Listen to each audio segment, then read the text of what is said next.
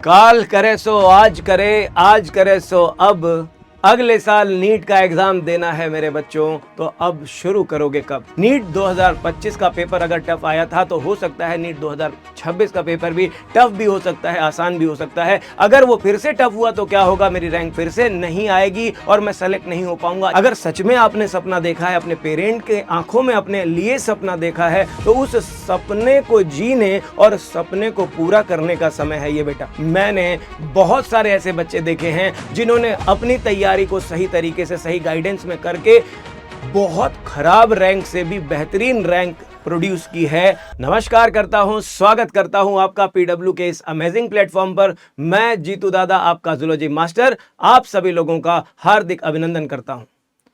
आज एक छोटा सा डिस्कशन हम करेंगे, एक स्ट्रेटजी सेशन लेकर के आए हैं आपके लिए। नीट 2026 में अगर आपने भी अपना बैकलॉग लगा लिया है, अगर आपने तैयारी शुरू करी लेकिन किसी कारणवश अभी भी बैकलॉग के जंजाल में, बैकलॉग के जाल में फंसे हुए हैं, तो ये सेशन आप जरूर देखें, आपके लिए बहुत इंपॉर्टेंट होने वाला है। बेटा, बैकलॉग लगा लिया है हमने। बैकलॉग है क्या? बैकलॉग एक ऐसा जंजाल है जो हमारी लापरवाही का नतीजा है, या फिर कई बार ऐसा होता है कि हम सभी लोग कश्मकश में रहते हैं, उलझन में रहते हैं कि क्या मैं इस साल नीट की तैयारी करूं। नीट 2025 का पेपर टफ आया था। नीट 2025 का पेपर अगर टफ आया था तो हो सकता है नीट 2026 का पेपर भी टफ भी हो सकता है, आसान भी हो सकता है। अगर वो फिर से टफ हुआ तो क्या होगा? मेरी रैंक फिर से नहीं आएगी और मैं सेलेक्ट नहीं हो पाऊंगा। इसी पश में बच्चा परेशान रहता है, इसी कंफ्यूजन में बच्चा शुरू नहीं कर पाता है। तो आज उन्हीं बैकलॉग्स की छोटी छोटी बातों पर डिस्कशन करेंगे। और अगर आपने ठानी है नीट 2026 में एक बार और तैयारी करनी है, एक बार और आप नीट में अपीयर होना चाहते हैं और क्रैक करना चाहते हैं, तो बस जो बातें बताऊं उसको आप फॉलो करना बेटा। मैंने बहुत सारे ऐसे बच्चे देखे हैं जिन्होंने अपनी तैयारी को सही तरीके से, सही गाइडेंस में करके बहुत खराब रैंक से भी बेहतरीन रैंक प्रोड्यूस की है। टॉप 100 में भी लेकर के आए हैं, टॉप 500 में भी लेकर के आए हैं। वो बच्चे जिनके बैकलॉग्स लग जाते हैं, लेट शुरू करते हैं, फिर भी वो सेलेक्ट हो जाते हैं। लेकिन हाँ, उनमें एक चीज सबसे कॉमन रही है, जो बच्चे टीचर की बात फॉलो करते हैं, अपने मार्गदर्शक की बात फॉलो करते हैं, जो टीचर उन्हें बताएं उस बात को फॉलो करते हैं। तो आप ध्यान से सुनिएगा, जरा फटाफट से, ज्यादा समय नहीं लूंगा आपका। आज के डिस्कशन में मैं बात करने वाला हूं सबसे पहले ये बैकलॉग लगा कैसे, आखिर ये बैकलॉग है क्या चीज। बैकलॉग हमारी खुद की क्रिएट की हुई एक ऐसी टर्मिनोलॉजी है जिसके पीछे हम फंसते चले जाते हैं। ये एक जाल है, एक दलदल है जिसके अंदर हम फंसते चले जाते हैं। ये हमारी वही स्ट्रेटजी है, जैसी लाइनें मैंने पहले शुरू की थी उसी लाइनों का एक उल्टा वर्जन है। बहुत सारे बच्चे उस वर्जन पे काम करते हैं। आज करे सो काल करे, आज का काम काल करे, और काल करे सो परसों। और अभी इतनी जल्दी काहे पड़ी है? बहुत पड़े हैं वर्षों, तो बहुत ज्यादा समय बचा हुआ है। ऐसा सोच करके जीने वाले लोग अगले महीने से शुरू करेंगे, अभी शुरू करेंगे। 1.0 आया, कोई बात नहीं, 2.0 आया, वहां से शुरू करेंगे। 3.0 आया, वहां से शुरू करेंगे। अरे नहीं, 3.0 नहीं, 4.0, 5.0, 6.0, जब तक ये सीरीज चलती रहेगी हम हर सीरीज के पहले लेक्चर को अटेंड करेंगे और फिर क्लास छोड़ देंगे। तो ऐसे बहुत सारे बच्चे मिल जाएंगे जो इसी वजह से बैकलॉग क्रिएट कर लेते हैं, जिनकी क्लास शुरू हुई। आप देखो, मैंने 2 पॉइंट्स लिखे, बस इन्हीं दोनों पॉइंट से आपके सारे सवाल का जवाब है। एक, वो लोग जिन्होंने अभी तक शुरू ही नहीं किया किसी रीजन से, हो सकता है फैमिली रीजन हो सकता है फाइनेंशियल रीजन हो, कभी तो आपके लिए पीडब्ल्यू है।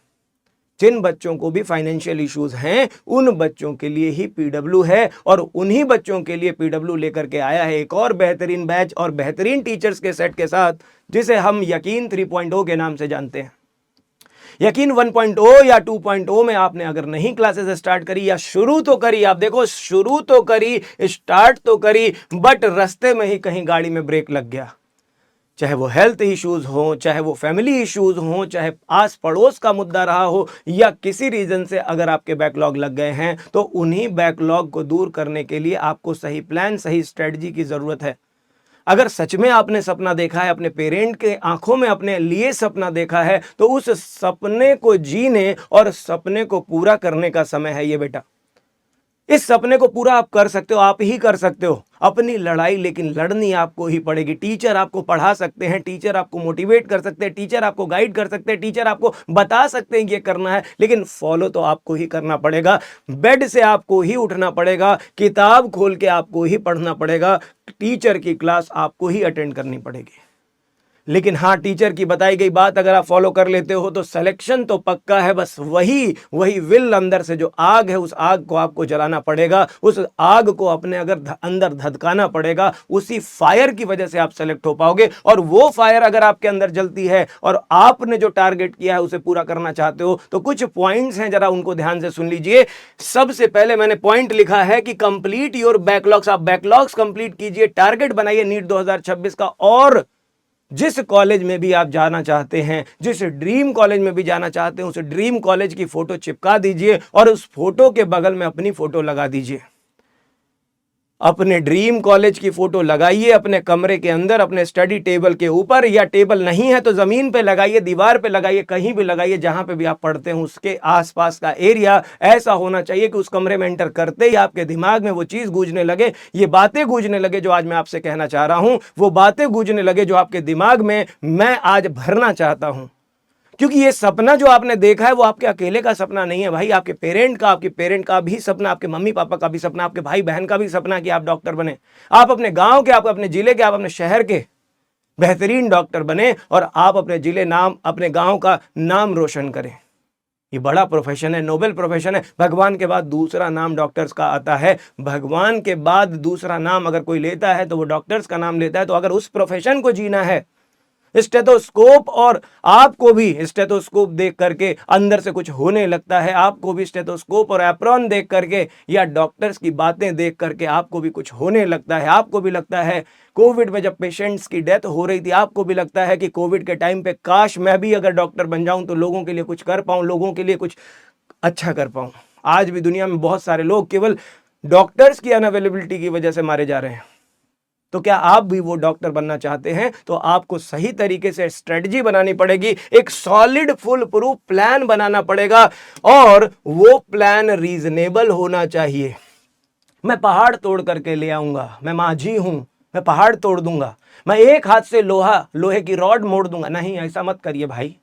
आपको अपना शक्ति प्रदर्शन नहीं करना है, अपनी पावर का प्रदर्शन नहीं करना है, कूल रहना है, काम रहना है, और अपने बॉडी के अंदर हो रहे चेंजेस को कंट्रोल करके रखना है, बैलेंस करके रखना है। मेडिटेशन के थ्रू आप अपने बॉडी को बैलेंस कर सकते हैं। डेली पर डे योग या व्यायाम का 20 से 25 मिनट या आधे घंटे रोज दीजिए, और एक सॉलिड प्लान जो आप बनाते हैं उसको रोज एनालाइज कीजिए। सुबह उठ करके उस प्लान को रिव्यू कीजिए कि आज मुझे ये करना है, आज मुझे ये प्लान बनाया था मैंने कल, वो मुझे कंप्लीट करना है। टिक लगाते जाइए जो प्लान मैंने किया है वो कंप्लीट कर रहा हूं कि नहीं। और रात में सोने से पहले एक बार फिर से रिव्यू कीजिए कि जो आज रात में मैंने, जो कल रात को प्लान बनाया था वो दिन भर में पूरा किया कि नहीं। और फिर अगले दिन वही रूटीन अपनाना है। थोड़ा मेडिटेट करना है, मतलब हेल्थ को भी बैलेंस रखना है, मेंटल हेल्थ भी बैलेंस रहेगी, फिजिकल हेल्थ भी बैलेंस रखना है, खान पान भी सही रखना है, लेकिन साथ में उस जुनून के साथ जीना है, उस आग के साथ जीना है। 1 साल बिल्कुल योगी की तरह जीना है। कोई भी इफ और बट से नहीं, सिर्फ नीट को और नीट के कंसेप्ट को समझना है। मतलब 1 साल आप पूरा डिवोट कर दीजिए, रेगुलरिटी के साथ, एक सॉलिड प्लान के साथ, अपने सही जो मार्गदर्शक आपके टीचर हैं उन टीचर्स के साथ एक रीजनेबल और रियलिस्टिक टाइम टेबल के साथ अपनी शुरुआत कर दीजिए, और उस टाइम टेबल को फॉलो कीजिए। डेली क्लास स्टडी के बाद कम से कम 6 घंटे, ज्यादा नहीं तो कम से कम 6 घंटे। नॉर्मल क्लासेस आपकी होती हैं 1 घंटे 45 मिनट की, तो आप अगर 2-2 घंटे की 3 क्लासेस करते हैं, मतलब 6 घंटे की आपकी क्लास स्टडी हो गई। उसके बाद केवल 6 घंटे ही पढ़िए, ज्यादा मत पढ़िए। पढ़ सकते हैं तो 8 घंटे पढ़िए। मतलब डेली अगर आपके टाइम टेबल में 6 to 8 आवर्स की स्टडी है तो आप उस स्टडी प्लान से आगे बढ़ सकते हैं। और दूसरा जो सबसे इंपॉर्टेंट पॉइंट है, आपके 4 सब्जेक्ट हैं, चारों सब्जेक्ट को इंपॉर्टेंस, इक्वल इंपॉर्टेंस देने की जरूरत है। लिखा है मैंने लव योर सब्जेक्ट, क्योंकि ये आपका बाई चॉइस है, ये आपका सपना है। बहुत सारे बच्चों का फ़ोन आता है, बहुत सारे बच्चों का मैसेज आता है, बहुत सारे बच्चे जब मिलते हैं तो ये बताते हैं कि सर ये नीट मेरा सपना है, एमबीबीएस मेरा गवर्नमेंट कॉलेज से सपना है, लेकिन सिलेक्शन नहीं हो पाया, मैं क्या करूं। तो सच में अगर आपका वो सपना है ना, तो आप उसके अलावा आपको किसी और चीज के बारे में सुध ही नहीं रहेगी, आपको वो सुनाई ही नहीं देगा। इसलिए अपने सब्जेक्ट में कई सारे बच्चे जो सब्जेक्ट सबसे अच्छा लगता है उसी की पढ़ाई करते हैं। किसी को केमिस्ट्री पसंद है, किसी को बॉटनी पसंद है, किसी को फिजिक्स पसंद है, जूलॉजी तो सबकी पसंद है। जूलॉजी तो दिल का सब्जेक्ट है, दिल का, दिमाग का और आपके शरीर का सब्जेक्ट है। जूलॉजी तो सबको पसंद है, लेकिन ऐसे भी बहुत सारे बच्चे मिल जाते हैं जो कहते हैं सर जूलॉजी ही नहीं पसंद थी हमें, लेकिन हमें अब प्यार हो गया है। लेकिन मैं आपसे कह रहा हूं कि केवल जूलॉजी नहीं, जूलॉजी, बॉटनी, फिजिक्स, केमिस्ट्री सबसे प्यार कीजिए। इन चारों सब्जेक्ट को इंपॉर्टेंस देनी पड़ेगी। हर सब्जेक्ट की अपनी डिमांड है। फिजिक्स में ज्यादा क्वेश्चन प्रैक्टिस की जरूरत है, कंसेप्ट क्लियर करिए और खूब क्वेश्चन लगाइए। एक एक क्वेश्चन के इतने सारे वैरायटी लगाइए, एक एक कंसेप्ट की इतनी वैरायटी लगा लीजिए कि एग्जामिनर कोई भी क्वेश्चन बनाने की कोशिश करे आप उसे सॉल्व करने लायक रहें। और इसके लिए आपके टीचर सक्षम है। आपको जो टीचर बताते हैं उस तरह के क्वेश्चन, उस तरह के कंसेप्ट क्लियरिटी पे फोकस करिए और आगे बढ़ते रहिए। दूसरा जो पॉइंट यहां पे देखिए, यहां लिखा है मैंने, love your work, work what you love.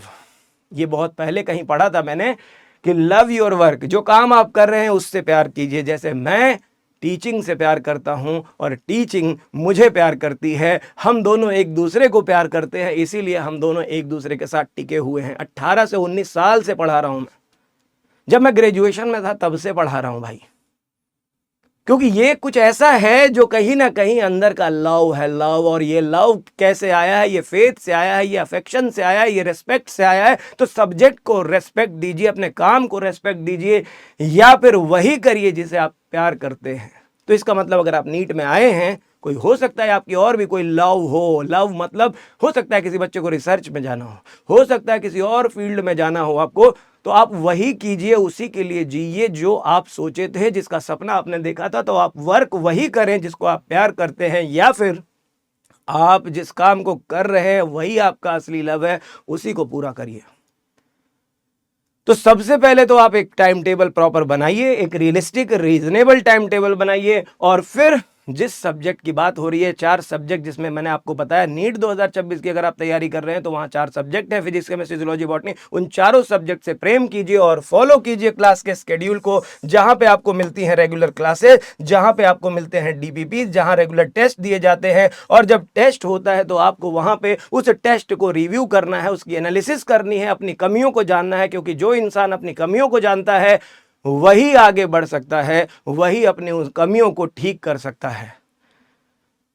कहीं पढ़ा था मैंने कि जो इंसान जितनी बार गलतियां करता है, किसी भी अटेम्प्ट में फेल होने का मतलब आपको उसके कई सारे तरीके पता है, गलत रास्ते पता है। आपको पता होगा कि कितने रास्ते से जाएंगे तो ये रास्ता गलत की तरफ जाएगा, तो कौन सा सही रास्ता है, तभी आप सक्सेसफुल रास्ते पर पहुंच पाएंगे। तो गलत रास्तों को जानते हुए भी आप सही रास्ते पर पहुंच पाएंगे। फेलियर का मतलब हार नहीं होता, फेलियर का मतलब आपका दिमाग के सारे स्क्रूज जो ढीले होते हैं उनको टाइट करना होता है।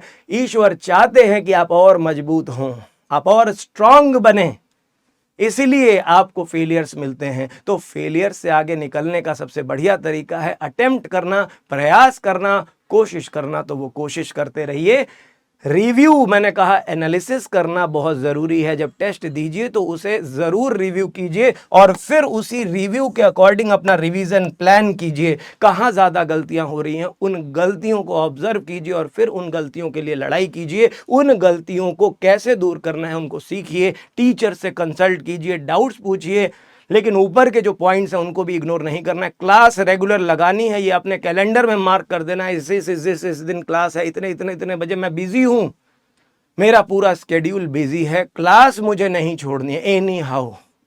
और क्लास जब करनी है तो साथ साथ में मुझे डीपीपी और टेस्ट भी कभी नहीं छोड़ना है। ये केवल 1 साल, और 1 साल भी नहीं, अब तो जुलाई शुरू हो चुका है, मतलब आपको 7 से 8 महीने का पूरा डेडिकेशन लगाना है।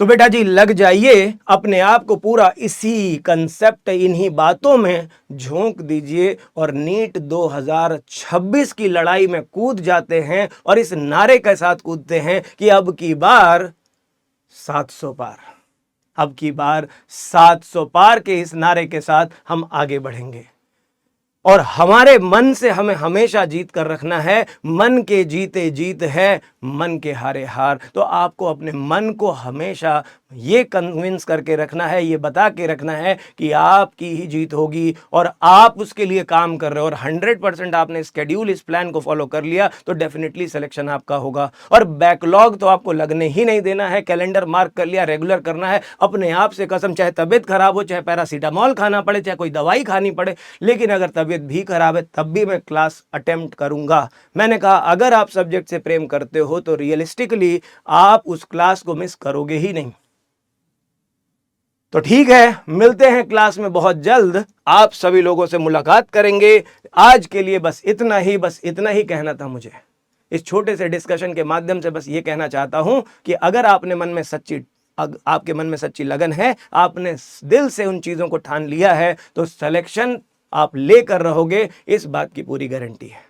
बस टीचर्स को फॉलो कीजिए, अपने आप में यकीन रखिए, अपने यकीन के टीचर्स पे फॉलो रखिए, पीडब्ल्यू पर यकीन रखिए, सिलेक्शन और जीत आपकी ही होगी। रिजल्ट सेलिब्रेशन के दिन यकीनियंस रॉक करेंगे और हम सब उस रॉक में रॉक करेंगे। Thank you so much, love you, bye bye.